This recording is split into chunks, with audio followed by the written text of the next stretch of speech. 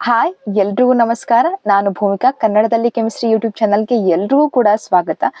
ಇವತ್ತಿನ ದಿನ ಈ ವಿಡಿಯೋದಲ್ಲಿ ಯಾವ್ಯಾವ್ದ್ರ ಬಗ್ಗೆ ತಿಳಿಸ್ಕೊಡ್ತಿದ್ದೀನಿ ಅಂತಂದ್ರೆ, ಮೇಯ್ನು ಕೆಸೆಟ್ ರಿಸಲ್ಟ್ ಯಾವಾಗ ಬರುತ್ತೆ ಅಂತ ಹೇಳಿ, ಆಮೇಲೆ ಕೆಸೆಟ್ ರಿಸಲ್ಟ್ ಬಂದ ಮೇಲೆ ಯಾರೆಲ್ಲ ಎಲಿಜಿಬಿಲಿಟಿ ಇರ್ತೀರಾ ಅಂತಹ ಕ್ಯಾಂಡಿಡೇಟ್ಸ್ಗಳು ಏನೆಲ್ಲ ಮಾಡಬೇಕು ಅಂತ ಹೇಳಿ ಕೂಡ ಹೇಳ್ಕೊಡ್ತೀನಿ. ಮತ್ತೆ ನೀವು ಅದನ್ನ ಮಾಡಾದ್ಮೇಲೆ ನಿಮ್ಗೆ ಕೆಸೆಟ್ ಸರ್ಟಿಫಿಕೇಟ್ ಸಿಗುತ್ತೆ ಅಲ್ವಾ, ಅದು ಯಾವ ತರ ಇರುತ್ತೆ ಅಂತಾನು ಕೂಡ ನಾನು ನಿಮ್ಗೆ ಹೇಳ್ಕೊಡ್ತಾ ಹೋಗ್ತೀನಿ. ಹಾಗಾದ್ರೆ ಫಸ್ಟ್ ಪಾಯಿಂಟ್ ಇದೆ ಅಲ್ವಾ, ಸೊ ಕೆಸೆಟ್ ರಿಸಲ್ಟ್ ಯಾವಾಗ ಬರುತ್ತೆ ಅಂತ ಹೇಳಿ ಅದ್ರ ಬಗ್ಗೆ ನಾನು ನಿಮ್ಗೆ ಇನ್ಫಾರ್ಮೇಶನ್ ಕೊಡ್ತಾ ಹೋಗ್ತೀನಿ. ನೋಡ್ತಾ ಹೋಗೋಣ ಬನ್ನಿ. ನೋಡಿ, ಇಲ್ಲಿ ಇದು ಮೊನ್ನೆ ಕೊಟ್ಟಿರುವಂತಹ ಪೇಪರ್ ನಲ್ಲಿ ಕೊಟ್ಟಿದ್ದಾರೆ. ಸೊ ಚುನಾವಣಾ ಫಲಿತಾಂಶ ಬಳಿಕವೇ ಸಿಇಟಿ ರಿಸಲ್ಟ್ ಅಂತ ಹೇಳಿ.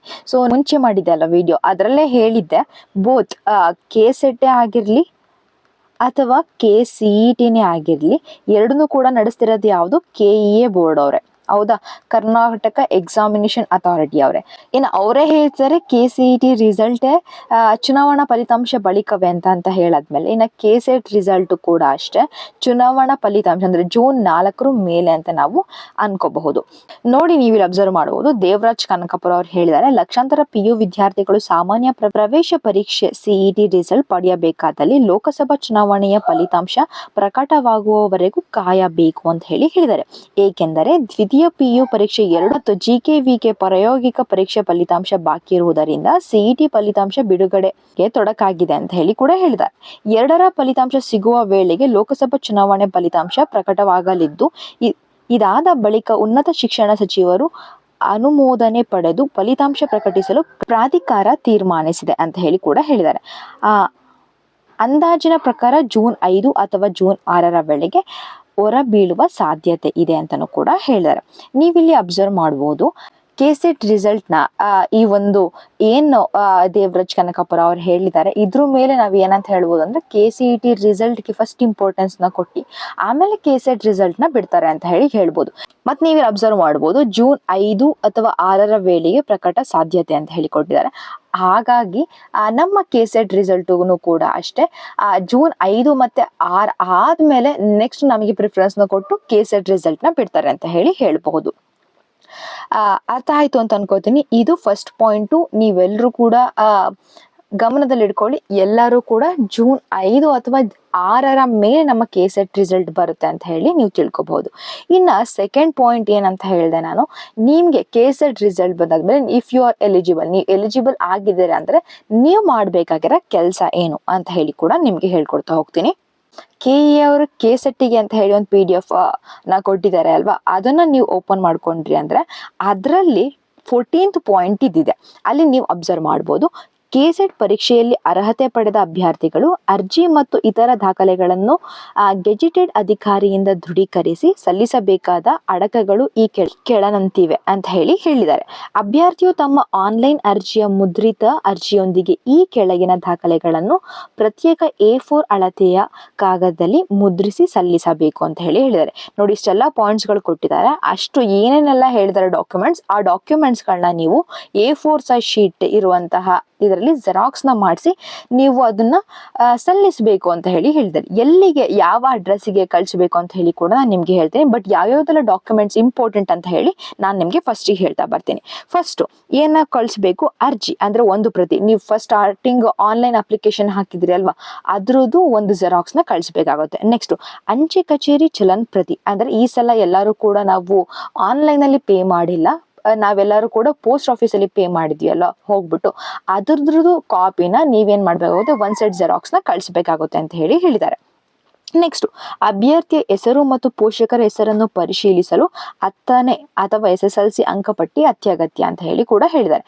ಅಂದ್ರೆ ನಿಮ್ಮ ಒಂದು ನೇಮ್ ಕನ್ಫರ್ಮೇಷನ್ಗೆ ಮತ್ತೆ ನಿಮ್ಮ ಪೇರೆಂಟ್ಸ್ ಕನ್ಫರ್ಮೇಷನ್ಗೆ ಏನ್ ಮಾಡ್ಬೇಕು ಅಂತಂದ್ರೆ, ನೀವು SSLC ಮಾರ್ಕ್ಸ್ ಕಾರ್ಡ್ನ ಕೂಡ ಒಂದು ಜೆರಾಕ್ಸ್ ಕಾಪಿಯನ್ನ ಕೊಡಬೇಕು ಅಂತ ಹೇಳಿದ್ದಾರೆ. ನೆಕ್ಸ್ಟ್ ಅಭ್ಯರ್ಥಿಗಳು SC ST ಅಥವಾ ಪ್ರವರ್ಗ 2A 2B 3A 3B ಜಾತಿ ಮತ್ತು ಆದಾಯ ಪ್ರಮಾಣ ಪತ್ರ. ಅಂದ್ರೆ ನೀವೇನಾದ್ರೂ ಲೈಕ್ ಜನರಲ್ ಕ್ಯಾಟಗರಿಯಲ್ಲಿ ಬರಲ್ಲ, SC ST ಕ್ಯಾಟಗರಿಗೆ ಬರ್ತೀರಾ, ಅಥವಾ 2A 2B 3A 3B ಕ್ಯಾಟಗರಿಗೆ ಏನಾದ್ರು ಬಂದ್ರಿ ಅಂದ್ರೆ ನಿಮ್ಮ ಜಾತಿ ಮತ್ತು ಆದಾಯ ಪ್ರಮಾಣ ಪತ್ರ ಇರ್ತಾರೆ, ಒಂದು income certificate and caste certificate ಅಂತ ಹೇಳ್ತೀವಲ್ಲ, ಅದನ್ನು ಕೂಡ ನೀವು ಪ್ರೊವೈಡ್ ಮಾಡಬೇಕು ಅಂತ ಹೇಳ್ತಿದ್ದಾರೆ. ಮತ್ತೆ ವಿಶೇಷ ಚೇತನ ಅಭ್ಯರ್ಥಿಗಳು ಅಂದ್ರೆ PWD ಕ್ಯಾಂಡಿಡೇಟ್ಸ್ ಯಾರೆಲ್ಲ ಇದ್ದೀರಾ ಅವರು ಜಿಲ್ಲಾ ಸಿವಿಲ್ ಸರ್ಜನ್ ರವರಿಂದ ವೈದ್ಯಕೀಯ ಪ್ರಮಾಣ ಪತ್ರವನ್ನು ದೃಢೀಕರಿಸಿ, ಅಂದ್ರೆ ನಿಮ್ಮ medical certificate with 40% or more disability, ನಿಮ್ಗೆ ಏನಾದ್ರು ಹ್ಯಾಂಡಿಕ್ಯಾಪ್ಟ್ ಆಗಿರ್ತಾರ ಅಥವಾ ವಿಜುವಲಿ ಡಿಸೇಬಲ್ಡ್ ಆಗಿರ್ತಾರ, ಇಂಥ ವ್ಯಕ್ತಿಗಳು ಏನ್ ಮಾಡ್ಬೇಕು ಅಂತಂದ್ರೆ ಜಿಲ್ಲಾ ಸಿವಿಲ್ ಸರ್ಜನ್ ರವರಿಂದ ವೈದ್ಯಕೀಯ ಪ್ರಮಾಣ ಪತ್ರವನ್ನು ಅಂದ್ರೆ ಮೆಡಿಕಲ್ ಸರ್ಟಿಫಿಕೇಟ್ ನ ನೀವು ತಗೊಂಡು ಅದರದ್ದು ಜೆರಾಕ್ಸ್ ಕಾಪಿಯನ್ನು ಕೂಡ ನೀವು ಪ್ರೊವೈಡ್ ಮಾಡಬೇಕಾಗುತ್ತೆ. ನೆಕ್ಸ್ಟ್ ನಾವು ತೃತೀಯ ಲಿಂಗ ಅಭ್ಯರ್ಥಿಗಳು ಸಂಬಂಧಪಟ್ಟ ಜಿಲ್ಲಾ ಮೆಜಿಸ್ಟ್ರೇಟ್ ಅವರಿಂದ ಪಡೆದ ಪ್ರಮಾಣ ಪತ್ರವನ್ನು ಸಲ್ಲಿಸಬೇಕು. ಅಂದ್ರೆ ಟ್ರಾನ್ಸ್ಜೆಂಡರ್ ಅಂತ ಏನು ಹೇಳ್ತೀವಲ್ವಾ, ಅವ್ರುಗಳು ಜಿಲ್ಲಾ ಮೆಜಿಸ್ಟ್ರೇಟ್ ಇಂದ ನೀವಾಗ್ಲೇ ನಿಮಗೆ ಗೊತ್ತಿರುತ್ತೆ ಪ್ರಮಾಣ ಪತ್ರವನ್ನ ನೀವು ತಗೊಂಡಿರ್ತೀರ, ಅದನ್ನ ಕೂಡ ಜೆರಾಕ್ಸ್ ಕಾಪಿಯನ್ನ ಸಲ್ಲಿಸಬೇಕು ಅಂತ ಕೂಡ ಹೇಳಿದ್ದಾರೆ. ನೆಕ್ಸ್ಟ್ ಅಂತಿಮ ವರ್ಷದ ಸ್ನಾತಕೋತ್ತರ ಪದವಿಯ ದೃಢೀಕೃತ ಅಂಕಪಟ್ಟಿಯ ಪ್ರತಿ ಅಂತ ಹೇಳಿದ್ದಾರೆ. ಅಂದ್ರೆ ನಿಮ್ಮ ಮಾಸ್ಟರ್ ಡಿಗ್ರಿಯಲ್ಲಿ ಏನ್ ಮಾಡಿರ್ತೀರಾ ಅದರಲ್ಲಿ ಟ್ರಾನ್ಸ್ಕ್ರಿಪ್ಟ್ ಅಂತ ಹೇಳಿ ಬಂದಿರುತ್ತಲ್ವಾ, ಅದರದ್ದು ಒಂದು ಜೆರಾಕ್ಸ್ ಕಾಪಿಯನ್ನ ಹಾಕಬೇಕಾಗಿರುತ್ತೆ ಅಂತ ಹೇಳ್ತಾರೆ. ಅಕಸ್ಮಾತ್ ನೀವೇನಾದ್ರೂ ಇನ್ನು ಫೈನಲ್ ಇಯರ್ ಮಾಸ್ಟರ್ ಡಿಗ್ರಿಯಲ್ಲಿ ಓದ್ತಿದ್ದೀರಾ ಅಂದ್ರೆ ಅವಾಗ ನಿಮ್ಗೆ 2 years ಟೈಮ್ ಇರುತ್ತೆ. ನಿಮ್ಮ ಮಾಸ್ಟರ್ ಡಿಗ್ರಿ ಮುಗಿದ ನಂತರ ನೀವೇನ್ ಮಾಡ್ಬೇಕು ಅಂದ್ರೆ ನಿಮ್ಮ ಟ್ರಾನ್ಸ್ಕ್ರಿಪ್ಟ್ ಏನಿರುತ್ತೆ ಅವಾಗ ಸೇಮ್ ಇದೇನೆಲ್ಲ ಕಾಪಿ ಹೇಳ್ತೀನಲ್ವಾ ಅದ್ರ ಜೊತೆಗೆ ನೀವು ಕಳ್ಸಿಕೊಡ್ಬೇಕಾಗುತ್ತೆ. ನೆಕ್ಸ್ಟ್ ಪರೀಕ್ಷಾ ಪ್ರಮಾಣ ಪತ್ರ ಅಂದ್ರೆ ರಿಸಲ್ಟ್ ಶೀಟ್ ಮತ್ತು ಸ್ನಾತಕೋತ್ತರ ಪದವಿ ಪರೀಕ್ಷೆಯ ಅಂಕಪಟ್ಟಿಯನ್ನು ಸಲ್ಲಿಸಬೇಕು ಅಂತ ಹೇಳಿದ್ದಾರೆ. ಇದನ್ನಾಗ್ಲೇ ಪಾಯಿಂಟ್ ಇಲ್ಲಿ ಹೇಳಿದೀವಿ. ಪರೀಕ್ಷಾ ಪ್ರಮಾಣ ಪತ್ರ ಅಂತಂದ್ರೆ ನೀವಾಗ KE ಅವರು ರಿಸಲ್ಟ್ ಬಿಡ್ತಾರಲ್ವಾ, KSET ರಿಸಲ್ಟ್ ನ ಬಿಡ್ತಾರಲ್ವಾ, ಆ ರಿಸಲ್ಟ್ ಶೀಟ್ ಕೂಡ ಒಂದು ಕಾಪಿಯನ್ನ ನೀವು ಸಲ್ಲಿಸಬೇಕು ಅಂತ ಹೇಳಿದ್ದಾರೆ.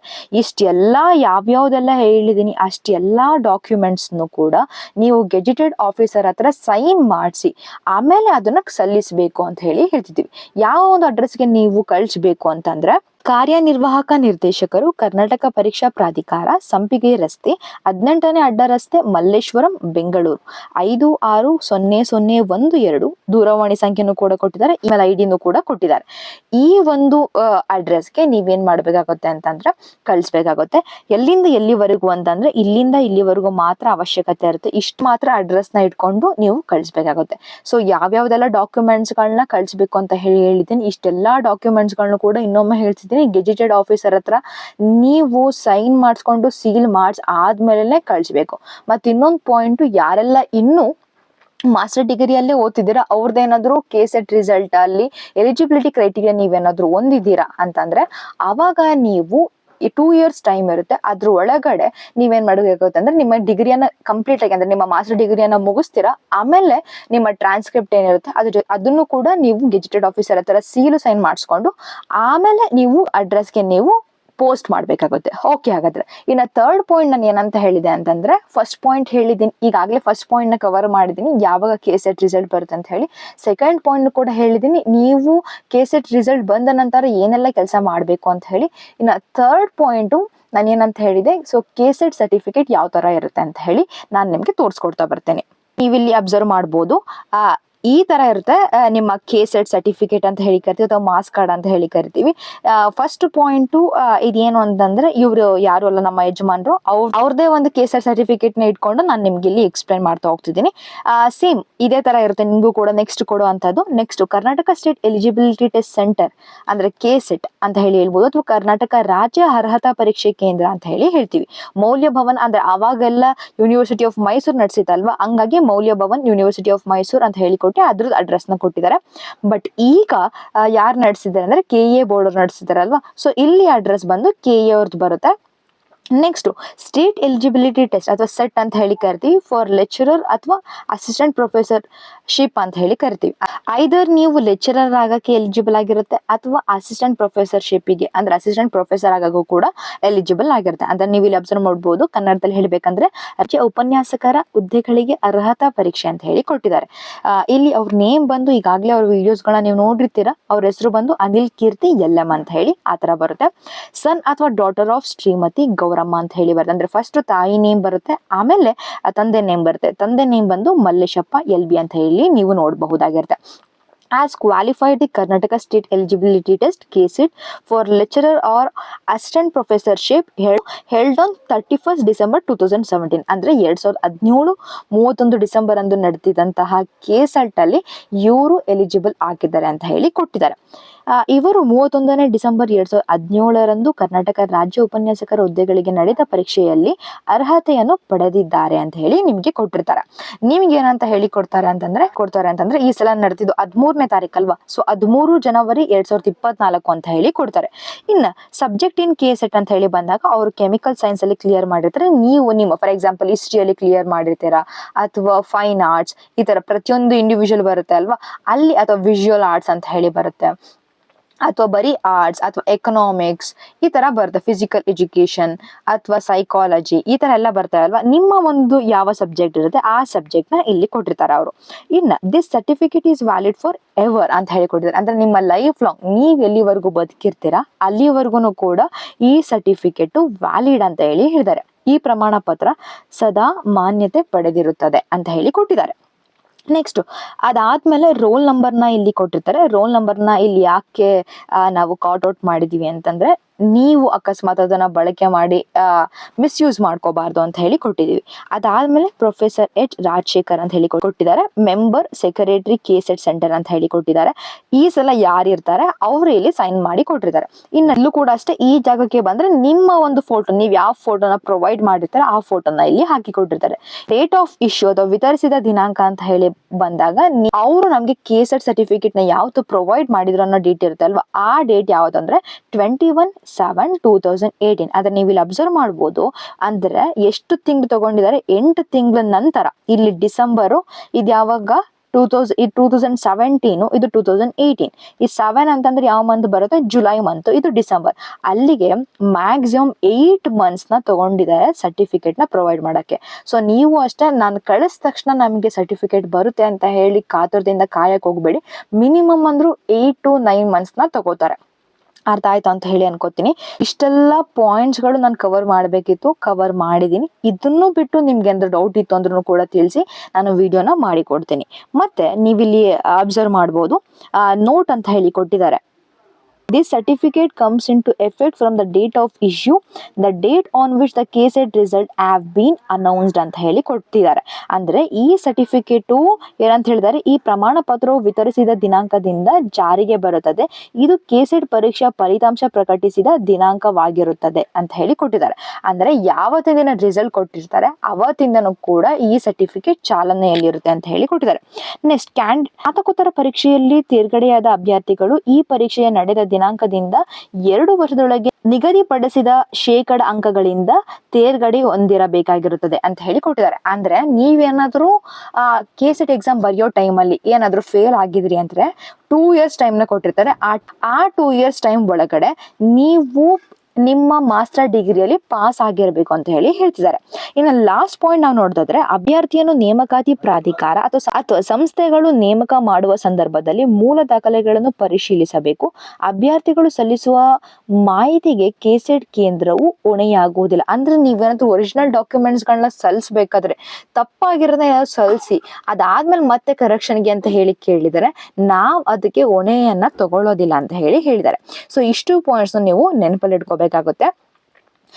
ನೀವು ಅಕಸ್ಮಾತ್ ಏನಾದ್ರು KSET ರಿಸಲ್ಟ್ ಬಂದಾದ್ಮೇಲೂ ಕೂಡ 2 years ಆದ್ಮೇಲೂ ಕೂಡ ಫೇಲ್ ಆಗೇ ಇದ್ರಿ ಅಂದ್ರೆ ಈ KSET ಸರ್ಟಿಫಿಕೇಟ್ ವೇಸ್ಟ್ ಅಂತ ಹೇಳಿ ನೀವು ತಿಳ್ಕೊಬೇಕಾಗಿರುತ್ತೆ. ಒಂದು ಪಾಯಿಂಟ್ ಏನು ಅಂತಂದ್ರೆ, ಈ KSET ಸರ್ಟಿಫಿಕೇಟ್ ನಿಮಗೆ ಸಿಕ್ಕಾದ್ಮೇಲೆ ಯಾವುದೇ ಕಾರಣಕ್ಕೂ ಅದಕ್ಕೆ ಲ್ಯಾಮಿನೇಷನ್ ಮಾಡಿಸಬಾರ್ದು. ಇದನ್ನು ಕೂಡ ಗಮನದಲ್ಲಿ ನೀವು ಇಟ್ಕೋಬೇಕಾಗಿರುತ್ತೆ. ಸೊ ಇಷ್ಟೆಲ್ಲ ಪಾಯಿಂಟ್ಸ್ನು ಕೂಡ ನಾನು ಕವರ್ ಮಾಡಿದ್ದೀನಿ. ನಿಮಗೆ ಈ ವಿಡಿಯೋ ಇಷ್ಟ ಆಗಿತ್ತು ಅಂದರೆ ದಯವಿಟ್ಟು ಲೈಕ್ ಮಾಡಿ ಮತ್ತು ಶೇರ್ ಮಾಡೋದು ಕೂಡ ಮರಿಬೇಡಿ. ಯಾಕಂದ್ರೆ ತುಂಬ ಜನಕ್ಕೆ ಮಾಹಿತಿಯೇ ಇರೋದಿಲ್ಲ, ಹಾಗಾಗಿ ಈ ವಿಡಿಯೋನ ಮಾಡಿರೋದು. ಸೊ ನಿಮಗೆ ಇಷ್ಟ ಆಗಿತ್ತು ಅಂತಂದರೆ ದಯವಿಟ್ಟು ಇನ್ನು ನಮ್ಮ ಚಾನಲ್ಗೆ ಸಬ್ಸ್ಕ್ರೈಬ್ ಆಗಿಲ್ಲ ಅಂದರೆ ಸಬ್ಸ್ಕ್ರೈಬ್ ಆಗಿ ಅಂತ ಹೇಳ್ತಾ ಈ ವಿಡಿಯೋನ ಇಲ್ಲಿಗೆ ಮುಗಿಸ್ತಿದ್ದೀನಿ. ಮತ್ತೊಂದು ವಿಡಿಯೋದ ಮೂಲಕ ನಾನು ನಿಮ್ಮನ್ನು ಭೇಟಿ ಮಾಡ್ತೀನಿ. Thank you so much.